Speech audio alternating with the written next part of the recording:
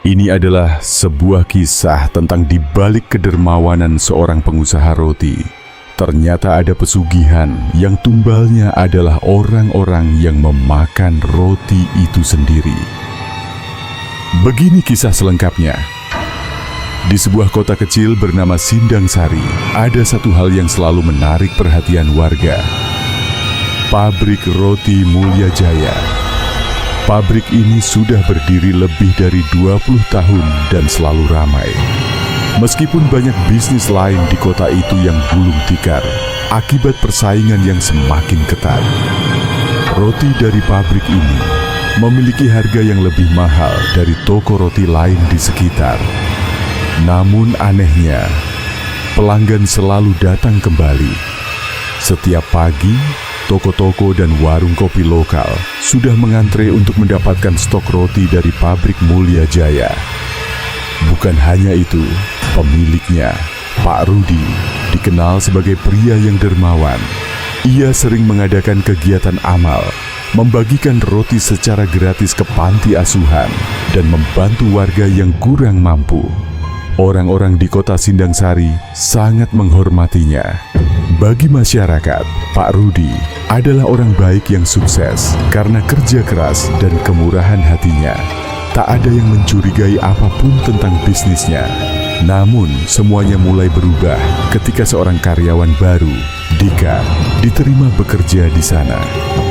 Dika adalah pemuda berusia 23 tahun yang baru saja kehilangan pekerjaannya sebagai kasir di minimarket. Ekonomi keluarganya sedang sulit, ayahnya sakit, ibunya hanya bekerja sebagai buruh cuci, dan adiknya masih sekolah. Ketika mendapat tawaran kerja di pabrik roti Mulya Jaya, ia merasa sangat bersyukur. "Aku dengar gajinya lumayan di sini," ujar seorang temannya. Dika tidak berpikir panjang dan langsung menerima pekerjaan itu. Ia diberi posisi sebagai asisten produksi yang bertugas membantu dalam proses pembuatan roti. Hari pertama kerja, Dika merasa nyaman. Pabriknya bersih, karyawannya ramah, dan suasana kerja terasa hangat. Namun, ada satu hal aneh yang ia sadari sejak awal. Saat briefing pertama, seorang mandor bernama Pak Hasan memberikan beberapa instruksi kepada para pekerja baru. "Di sini kerjaannya nggak sulit. Kalian cuma perlu mengikuti jadwal dan instruksi dari saya atau Pak Rudi," jelasnya. Namun, ada satu peraturan yang membuat Dika heran. Setelah jam 9 malam, tidak ada yang boleh masuk ke ruang produksi. Tidak ada alasan apapun. Seorang pekerja baru lain bertanya, "Kenapa, Pak?" "Pak Hasan tersenyum tipis, tetapi raut wajahnya sedikit tegang. "Itu aturan pabrik dari dulu. Pokoknya jangan macam-macam kalau mau tetap kerja di sini." Dika tidak terlalu memikirkan peraturan itu pada awalnya. Ia hanya berpikir, mungkin ada bahan rahasia yang tidak boleh diketahui pekerja biasa. Namun rasa penasarannya semakin besar setelah ia mendengar suara-suara aneh setiap malam. Hari pertama berjalan lancar. Dika mulai terbiasa dengan tugas-tugasnya. Namun pada malam ketiga, ia mulai merasakan sesuatu yang tidak beres. Malam itu, Dika lembur hingga pukul 10 malam. Semua karyawan lain sudah pulang, kecuali beberapa pekerja senior dan Pak Rudi yang masih ada di kantor. Saat Dika hendak mengambil motornya di parkiran, ia melewati ruang produksi yang gelap. Tiba-tiba, ia mendengar sesuatu. Srek! Srek! Suara seperti seseorang sedang mengaduk adonan. Dika mengerutkan kening. Bukankah semua pekerja produksi sudah pulang? Lalu terdengar suara lain, suara tangisan. Dika membeku. Tangisan itu lirih, seperti suara seseorang yang sedang menahan kesakitan. Ia mendekatkan telinganya ke pintu ruang produksi. Tangisan itu semakin jelas. "Jangan, tolong!" Suara lemah terdengar. Dika tersentak mundur. Ia mencoba mengintip dari celah pintu, tetapi ruangan itu terlalu gelap. Apa yang terjadi di dalam? Siapa yang menangis? Namun, sebelum Dika sempat berpikir lebih jauh, seseorang menepuk bahunya. "Ngapain di sini?" Dika berbalik dan melihat Pak Hasan berdiri di belakangnya dengan wajah serius. "Enggak, saya cuma dengar suara. Kamu enggak dengar apa-apa," potong Pak Hasan dingin. "Pulang sana." Dika ingin protes, tetapi sorot mata Pak Hasan tajam dan penuh peringatan, seolah mengatakan bahwa ia akan menyesal jika bertanya lebih jauh. Malam itu, Dika pulang dengan perasaan gelisah. Ada sesuatu yang disembunyikan di pabrik roti ini, dan ia harus mencari tahu. Keesokan harinya, rasa penasaran Dika semakin kuat. Ia mulai memperhatikan hal-hal kecil yang sebelumnya ia abaikan. Roti dari pabrik ini terlalu sempurna. Teksturnya lembut, aromanya khas, dan bisa bertahan lebih lama dibandingkan roti dari toko lain. Setiap pagi, roti-roti ini habis dalam waktu singkat. Seakan-akan ada sesuatu yang membuat orang ketagihan. Pelanggan yang sering membeli roti ini kadang mengalami hal-hal aneh, seperti sering sakit, kehilangan barang, atau mengalami kemalangan. Dika mulai berpikir, apakah ada sesuatu di dalam roti ini? Seminggu setelah bekerja, Dika mulai mengalami mimpi-mimpi aneh. Ia bermimpi berada di dalam ruang produksi, dikelilingi oleh adonan yang bergerak sendiri. Dalam mimpinya, ada sesuatu yang berbisik kepadanya, "Jangan makan roti ini." Dika terbangun dengan tubuh basah oleh keringat. Ia mulai yakin bahwa ada sesuatu yang tidak beres dengan pabrik roti ini. Namun sebelum ia bisa melakukan apapun, Pak Rudi tiba-tiba memanggilnya ke ruangannya. "Dika, saya lihat kamu pekerja keras," kata Pak Rudi dengan senyuman hangat. "Saya mau kasih kamu kesempatan untuk naik jabatan." Dika terkejut. Baru seminggu bekerja dan ia sudah ditawari kenaikan jabatan. Namun jauh di dalam hatinya, ia merasa ada sesuatu yang tidak beres. Dan tanpa ia sadari, tawaran ini akan membawanya semakin dalam ke dalam rahasia kelam pabrik roti Mulya Jaya. Dika duduk di kursi di depan meja Pak Rudi, berusaha memahami apa yang baru saja ia dengar. Kenaikan jabatan? Ia bahkan belum sebulan bekerja. Biasanya, pekerja harus menunggu bertahun-tahun untuk mendapatkan posisi lebih tinggi. "Kamu pekerja keras, Dika," ujar Pak Rudi dengan senyum ramah. "Saya suka anak muda yang rajin. Kalau kamu bersedia, saya ingin menaikkan posisimu jadi asisten supervisor produksi." Dika melirik meja di depannya. Ada amplop tebal di sana. "Bonus awal?" Saya senang, Pak. Tapi bukannya terlalu cepat?" Pak Rudi terkekeh pelan. "Dika, kamu percaya dengan yang namanya rezeki?" Dika mengangguk ragu.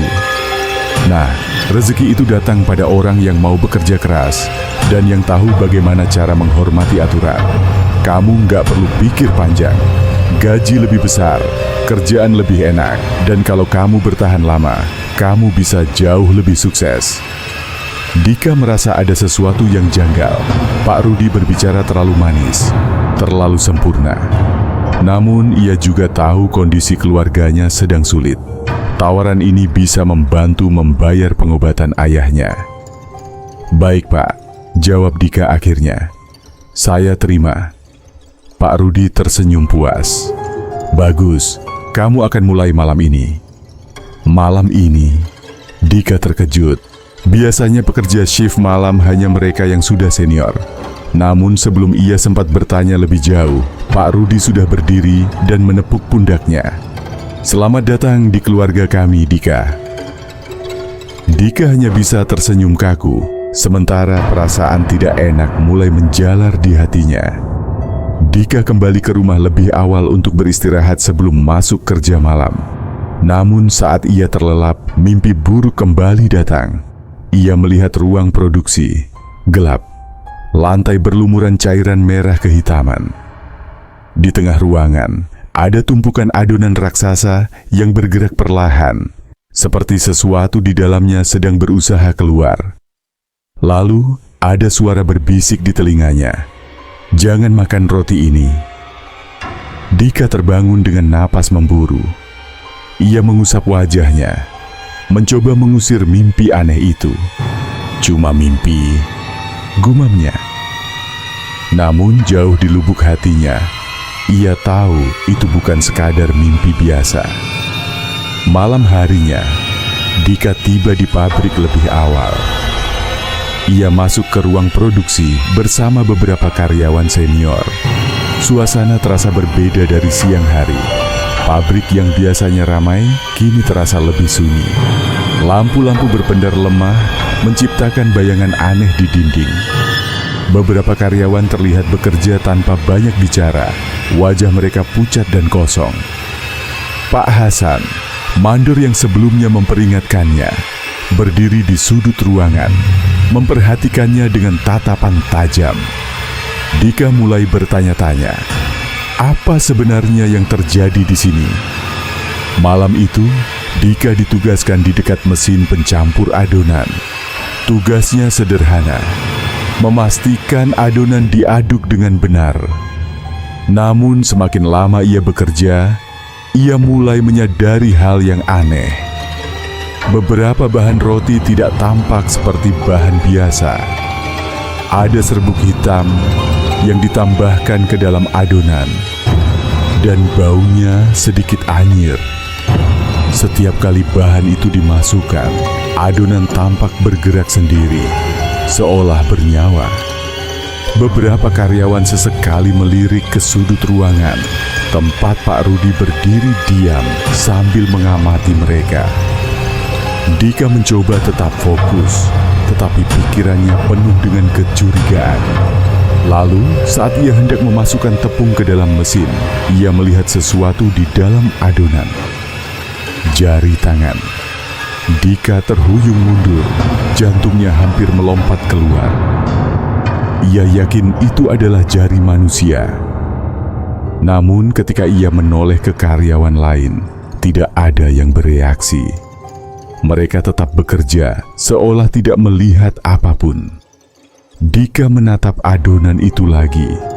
Kini, jari itu sudah menghilang, seolah ia hanya berhalusinasi. Apa yang sebenarnya sedang terjadi? Sekitar pukul 1 dini hari, Pak Rudi memanggil beberapa karyawan senior ke ruang produksi. Dika memperhatikan dari kejauhan. Mereka berkumpul di sekitar meja besar, tempat adonan utama disiapkan. Pak Rudi mulai berbicara dengan suara rendah. Ia mengeluarkan sesuatu dari kantongnya, benda kecil berwarna hitam, mungkin batu atau sesuatu yang lebih mengerikan. Lalu ia merobek selembar kertas kuning bertuliskan aksara aneh dan membakarnya. Asap tipis naik, menyebarkan bau yang aneh. Bukan seperti roti, tetapi seperti bau daging yang terbakar. Dika tidak bisa melihat dengan jelas apa yang mereka lakukan, tetapi ia mendengar sesuatu. Tumbal malam ini sudah ditentukan. Dika menahan napas. Tumbal? Apa maksudnya? Beberapa detik kemudian, ia melihat seorang karyawan senior mendadak jatuh ke lantai. Tubuhnya kejang-kejang. Yang lebih mengerikan, tak ada satupun orang yang menolongnya. Mereka hanya diam, menundukkan kepala. Dan Pak Rudi, ia hanya tersenyum. Dika tahu ia sudah melihat terlalu banyak. Ia tidak tahu apa yang sebenarnya mereka lakukan. Tetapi satu hal yang jelas, ada sesuatu yang jahat di dalam pabrik ini. Dan kini ia harus memilih, tetap bekerja dan berpura-pura tidak tahu demi keluarganya, atau mencari cara untuk keluar dari pabrik ini sebelum ia menjadi korban berikutnya. Namun sebelum ia sempat membuat keputusan, seseorang menyentuh bahunya dari belakang. Ia menoleh. Pak Rudi berdiri di sana, tersenyum. "Kamu penasaran, Dika?" tanyanya dengan suara tenang. Dika menelan ludah. Ia tahu jawaban yang salah bisa membuatnya hilang tanpa jejak. Dika berdiri kaku. Pak Rudi tersenyum ramah seperti biasa, tapi kini ada sesuatu di balik tatapan matanya. Sesuatu yang dingin dan mengancam. "Kamu penasaran kan?" ulangnya pelan. Dika berusaha mencari jawaban aman. Saya hanya terkejut, Pak. Saya nggak ngerti apa yang saya lihat tadi." Pak Rudi tertawa kecil. "Bagus. Itu berarti kamu cukup pintar untuk tidak langsung mengambil kesimpulan." Ia menepuk bahu Dika dan menariknya mendekat ke meja tempat adonan besar diproses. Dika merasa tangannya mulai berkeringat, tapi ia tak berani menolak. "Saya sudah menganggap kamu bagian dari keluarga ini, Dika," kata Pak Rudi. "Kamu tahu kenapa pabrik ini tidak pernah bangkrut?" Dika tidak menjawab. Ia tidak yakin apakah Pak Rudi ingin dia tahu atau sedang mengujinya. "Karena saya paham cara kerja kehidupan," lanjut Pak Rudi. "Setiap orang ingin sukses, tapi mereka takut berkorban. Mereka ingin kaya tanpa kehilangan apa-apa. Mereka lupa bahwa semua di dunia ini butuh keseimbangan." Dika menelan ludah. "Maksudnya?" Pak Rudi menunjuk adonan raksasa yang masih mengembang di atas meja. "Kami memberikan sesuatu untuk mendapatkan sesuatu. Prinsipnya sederhana, kan?" Dika mengerutkan kening. Ia mencoba membaca maksud dari kata-kata itu, tapi hanya satu kemungkinan yang muncul di benaknya: pesugihan. Pak Rudi mendekatkan wajahnya ke arah Dika, lalu berbisik, "Tiap orang yang makan roti ini kehilangan sesuatu dari dirinya."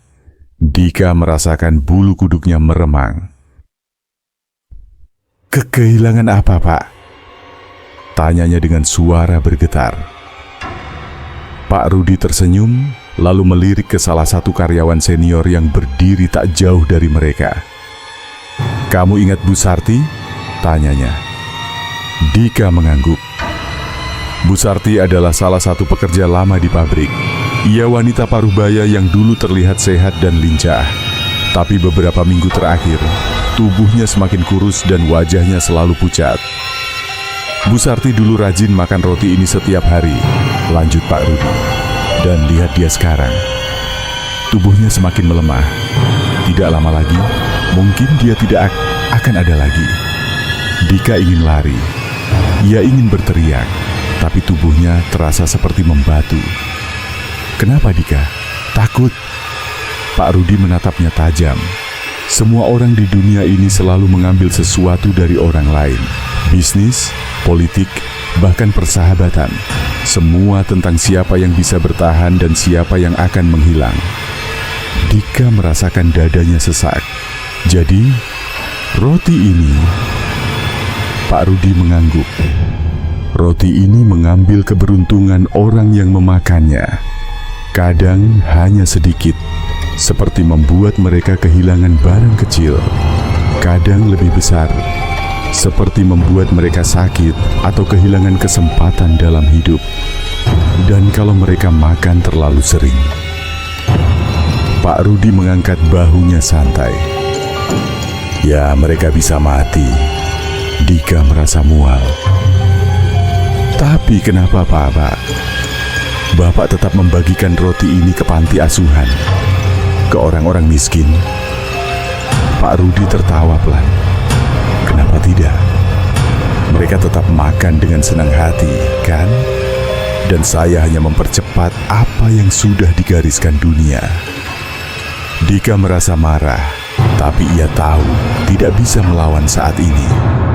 "Kamu bisa jadi bagian dari ini, Dika," kata Pak Rudi lagi. "Kamu bisa ikut menikmati keuntungannya. Saya bisa berikan kamu uang, jabatan, apapun yang kamu mau." Dika terdiam. "Atau kamu bisa pergi sekarang.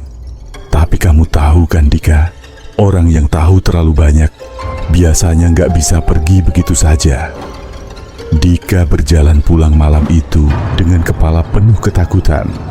Apakah ia harus kabur? Apakah ia harus melaporkan ini ke polisi? Tapi bagaimana caranya?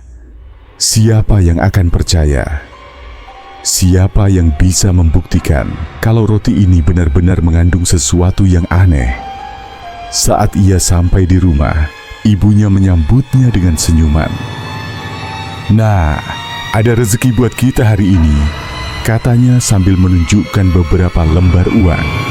Dika mengernyit. "Dari mana, Bu?" "Tadi siang ada orang baik yang ngasih bantuan ke keluarga kita. Katanya ini buat bantu pengobatan Bapak." Dika merasakan tubuhnya membeku. "Orangnya siapa, Bu?" Ibunya berpikir sejenak. "Oh iya, dia bilang dia kerja di pabrik roti tempat kamu kerja." Dika merasa dunia di sekelilingnya runtuh. Pak Rudi tidak hanya memberinya tawaran, ia sudah mengikatnya dengan hutang budi. Sekarang, jika Dika ingin menolak, ia harus siap kehilangan lebih dari sekadar pekerjaannya. Dan ia tahu, Pak Rudi tidak akan membiarkannya pergi dengan mudah. Malam itu, Dika kembali bermimpi. Ia melihat ruang produksi pabrik lagi, tapi kali ini ia tidak sendirian. Di depan adonan besar yang mengembang, ada seseorang. Bu Sarti. Wajahnya pucat, tubuhnya lebih kurus dari sebelumnya, dan matanya penuh dengan air mata. "Dika," suaranya lemah. "Jangan biarkan mereka menang." Dika berusaha mendekat, tapi tiba-tiba sesuatu menarik Bu Sarti ke dalam adonan. Bu Sarti!" Tangan dan kakinya berusaha mencakar keluar, tetapi semakin lama tubuhnya tersedot masuk ke dalam adonan. Saat hanya kepalanya yang tersisa, Bu Sarti menatap Dika dan berbisik, "Mereka akan menumbalkan aku." Lalu, dalam sekejap, tubuhnya menghilang sepenuhnya. Dika terbangun dengan tubuh gemetar. Ia sudah tidak punya pilihan lain. Ia harus menghentikan ini. Tapi bagaimana caranya? Keesokan harinya, Dika berangkat ke pabrik dengan perasaan gelisah. Kepalanya masih dipenuhi mimpi buruk tentang Bu Sarti yang tenggelam dalam adonan. Ketika ia tiba di pabrik, suasana terasa berbeda. Para karyawan tampak lebih murung dari biasanya. Tidak ada yang berbicara satu sama lain. Dika segera menghampiri seorang pekerja yang ia kenal, Mas Wawan, dan bertanya pelan, "Ada apa, Mas? Kok semua orang diam?" Mas Wawan menghela napas berat sebelum menjawab, "Bu Sarti nggak masuk kerja hari ini." Dika merasakan jantungnya mencelos. "Kenapa?" Katanya, dia sakit parah. Keluarganya bilang tadi pagi dia nggak bangun-bangun. Napasnya lemah banget, kayaknya udah sekarat. Dika merasakan bulu kuduknya berdiri. Bu Sarti adalah tumbal berikutnya. Dan jika ia tidak melakukan sesuatu, maka hidupnya akan segera berakhir. Dika menyadari bahwa ia tidak bisa melawan tanpa bukti. Jika ia ingin menghentikan ini, ia harus mencari cara untuk membuktikan bahwa roti ini berbahaya. Malam itu, ia menyusun rencana. Merekam aktivitas di ruang produksi secara diam-diam. Membawa satu sampel roti untuk diuji di laboratorium. Menghubungi seseorang di luar kota untuk menyebarkan informasi jika terjadi sesuatu padanya. Dika menyimpan ponselnya di dalam saku, mengaktifkan perekaman suara sebelum mulai bekerja. Namun, sebelum ia bisa melaksanakan rencananya, Pak Rudi tiba-tiba memanggilnya ke kantornya. Di dalam kantor, Pak Rudi duduk di kursinya dengan ekspresi yang tidak lagi ramah seperti sebelumnya. "Dika," katanya pelan, "kamu tahu, saya ini orang yang menghargai kesetiaan." Dika berusaha menjaga wajahnya tetap tenang. "Maksudnya, Pak?" Pak Rudi menatapnya tajam. "Saya tahu kamu penasaran. Saya tahu kamu sudah melihat lebih dari yang seharusnya. Dan saya tahu kamu mencoba mencari cara untuk membocorkan rahasia ini. Jantung Dika berdegup kencang. Saya nggak ngerti, Pak. Saya cuma kerja seperti biasa. Pak Rudi tertawa kecil. Oh ya, jadi kamu nggak sengaja menyalakan perekaman di ponselmu? Dika membeku. Tangannya segera merogoh saku celananya. Ponselnya sudah tidak ada. Pak Rudi mengangkat ponsel itu di tangannya. Sayang sekali, Dika. Saya berharap kamu akan memilih jalan yang benar. Dika merasakan tubuhnya gemetar. Ia tahu ini saatnya lari. Dika melompat dari kursinya dan berlari keluar ruangan. Pak Rudi berteriak, "Tangkap dia!" Beberapa pekerja senior yang setia pada Pak Rudi langsung mengejarnya. Dika berlari melewati ruang produksi, melewati mesin-mesin besar yang masih beroperasi. Ia harus keluar dari sini. Ia harus mencari bantuan. Namun, sebelum ia bisa mencapai pintu keluar, dua pekerja menghadangnya. "Sini kamu." Salah satu dari mereka meraih bajunya, tapi Dika berhasil melepaskan diri dan berlari ke arah lain. Ia menemukan sebuah pintu kecil di belakang pabrik. Ia mendorongnya sekuat tenaga dan berhasil keluar. Namun ketika ia hampir mencapai gerbang, seseorang menariknya dari belakang. "Pak Hasan." "Sudah terlambat, Dika," bisik Pak Hasan. Dan sebelum Dika sempat melawan, sesuatu yang keras menghantam kepalanya. Gelap. Ketika Dika membuka matanya, ia berada di dalam ruang yang tidak pernah ia lihat sebelumnya. Ruangan itu gelap, hanya diterangi oleh cahaya lilin. Di tengahnya, ada sebuah meja panjang dengan adonan raksasa di atasnya. Pak Rudi berdiri di samping meja itu. "Kamu tahu, Dika, saya sebenarnya ingin kamu jadi bagian dari ini." Dika mencoba bangun, tapi kakinya diikat ke kursi. "Kamu bisa memilih," lanjut Pak Rudi. "Ikut dengan kami dan menikmati kekayaan, atau menjadi tumbal berikutnya." Dika merasakan tubuhnya bergetar. Jika ia menolak, ia akan berakhir seperti Bu Sarti. Namun jika ia menerima, ia akan menjadi bagian dari kengerian ini selamanya. Matanya melirik ke arah meja. Ia melihat sesuatu bergerak di dalam adonan, dan lalu ia mendengar suara berbisik, "Jangan ikut mereka." Dika tersentak. Itu suara Bu Sarti. Ia tahu ia harus melakukan sesuatu, dan ia hanya punya satu kesempatan. Dika masih duduk terikat di kursi. Keringat dingin mengalir di pelipisnya. Pak Rudi berdiri di depannya dengan tatapan santai, seakan ia hanya berbicara soal bisnis biasa. "Kamu bisa jadi bagian dari ini, Dika," ucapnya lembut.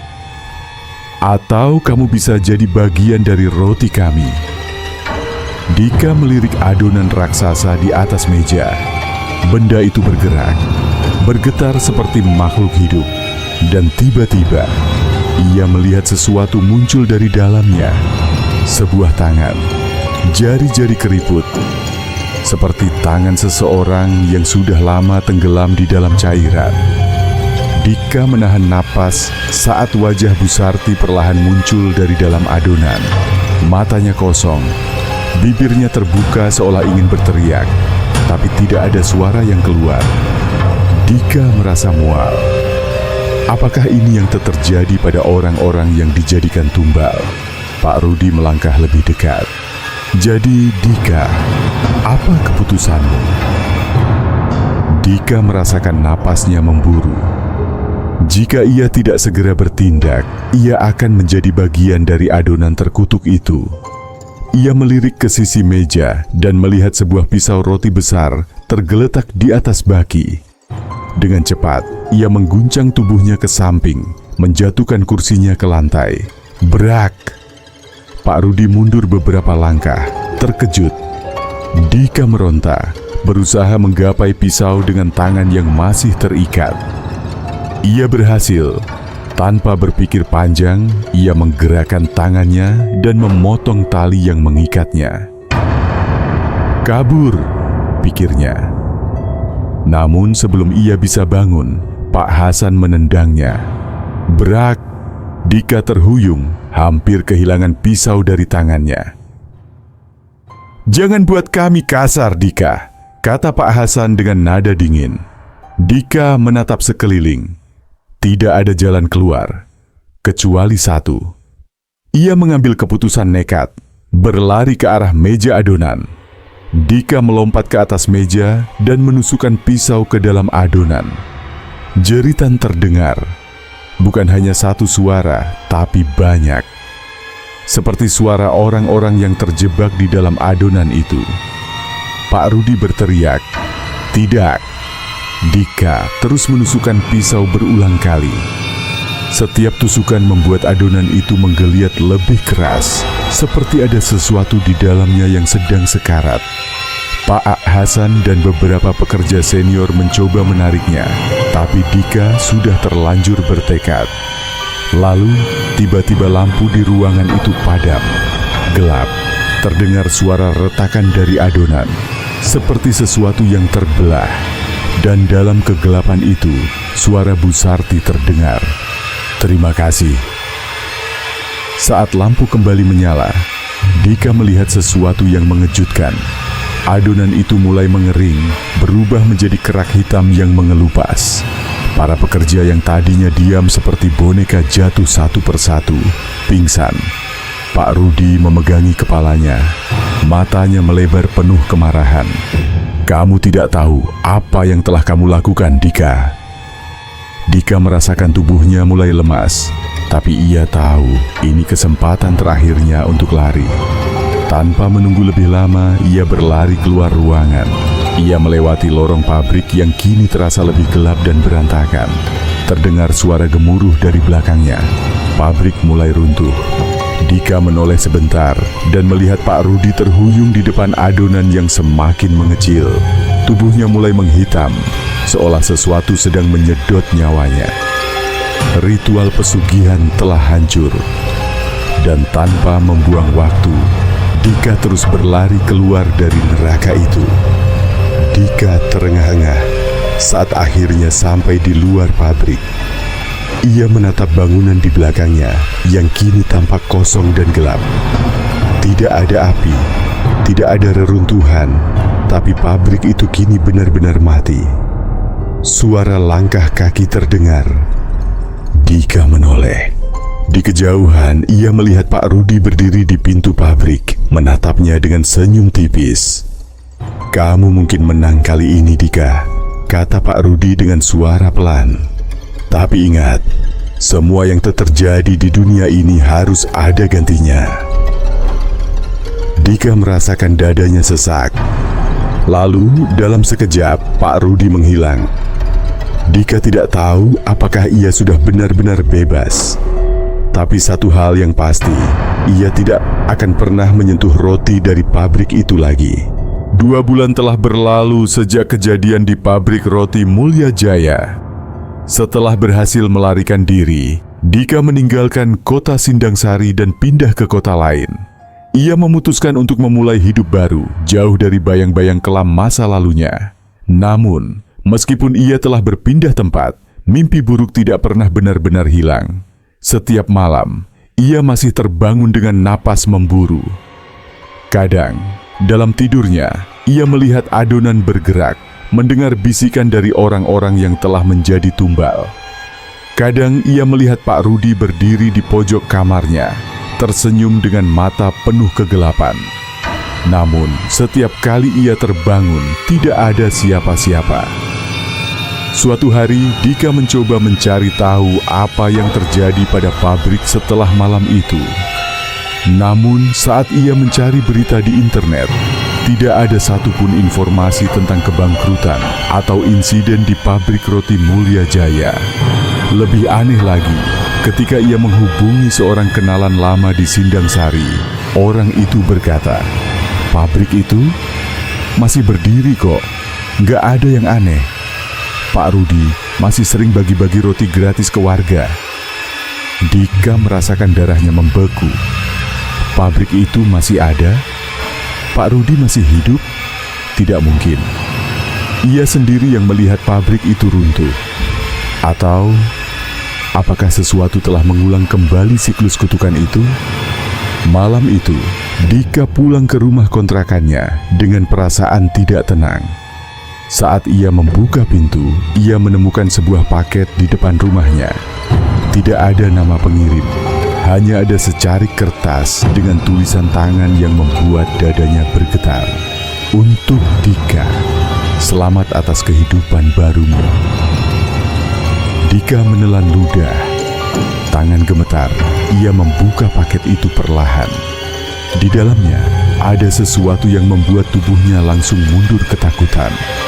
Sebungkus roti dari pabrik roti Mulya Jaya. Dan di dalam plastik pembungkusnya, ada tulisan kecil yang tercetak samar. Kami selalu menunggu kembalinya anggota keluarga kami. Dika menjatuhkan paket itu dan mundur ke dinding. Tubuhnya bergetar. Ia sudah melarikan diri. Ia sudah menghancurkan ritual itu. Tapi pesugihan tidak pernah benar-benar mati. Dan kini ia tahu bahwa mereka masih mengincarnya. Dika menatap roti itu dengan napas terengah-engah. Ia tahu hanya ada dua pilihan, mengabaikan semuanya dan terus melarikan diri, atau kembali dan mengakhiri semuanya sekali untuk selamanya. Namun sebelum ia sempat berpikir lebih jauh, lampu rumahnya tiba-tiba padam. Dan dalam kegelapan, ia mendengar suara langkah kaki mendekat. Kami belum selesai denganmu, Dika. Tamat.